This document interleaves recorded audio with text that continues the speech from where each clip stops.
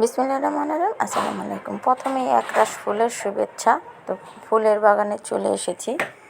তো চলে গেছিলাম নারায়ণগঞ্জ 2 নম্বর গেট ডিএটি মহরমের মঞ্জিলে।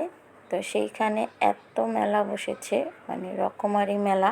তো কী নেই সেইখানে, ফুল থেকে রান্না করার যাবতীয় সব কিছু, বড় ছোট সকলের যাবতীয় সব কিছু খাবারের আইটেম সব ওই মেলায় পাওয়া যায়। তো এই ছোট ছোট হাঁড়ি পাতিলগুলো দেখে আমার ছোট্টবেলার কথা মনে পড়ে গেল। ছোট থাকতে কতগুলো কিনেছি আর এগুলো দিয়ে খেলেছি।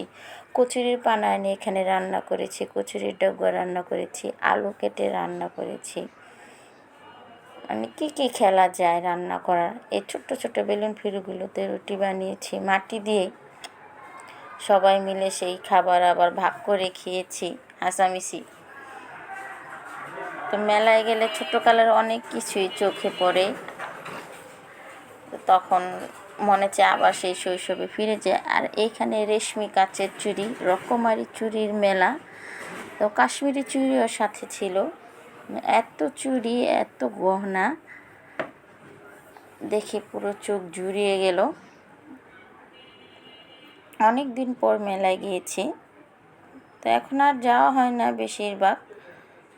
ছেলে মেয়ে বড় হয়ে গেছে। যখন ছেলে মেয়ে ছোটো ছিল তখন বায়না ধরতো আম্মু মেলায় নিয়ে যাও, তার আব্বুকেও বলতো, মেলায় যেতাম। এখন আর যাওয়া হয় না, ছেলে মেয়েও বড় হয়ে গেছে।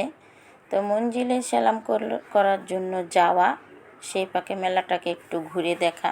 তো এখানে দেখুন হাতে বানানো চুড়ি, যেমন রংধনু 7 রঙের মেলা বসেছে, চুড়ির সমারোহ। তো ঘুরে ঘুরে দেখলাম, আলহামদুলিল্লাহ খুব ভালো লাগলো।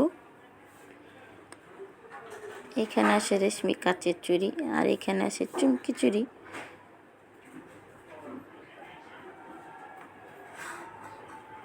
মেলা ঘুরতে ঘুরতে এসে পড়লো আবার হাতে বানানো গহনা, পুঁতির গহনা। এই গহনাগুলো কিন্তু অনেক সুন্দর, পরলে সুন্দর লাগে। আর এই দেখুন সব বাগানের ফুল এইখানে ফুটে আছে।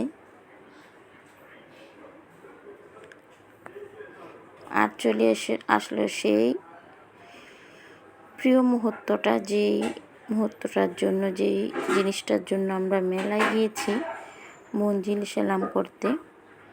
তো জালে আর আমি মিলে মঞ্জিল সেলাম করলাম। মানে এতটা শান্তি লাগলো সেলাম করি, আর কি বলবো, যে মনটা শান্ত শীতল হয়ে গেল। তো আল্লাহ যেন সবাইকে ভালো রাখে, সুস্থ রাখে, আর আমাদের সকল মনের আশাগুলো পূরণ করে। আজকের ভিডিওটা কেমন লাগলো অবশ্যই কমেন্ট বক্সে কমেন্ট করে জানাবেন। Subscribe my channel. আপনারা সকলে ভালো থাকুন, সুস্থ থাকুন। আজকের জন্য এখান থেকেই বিদায় নিচ্ছি।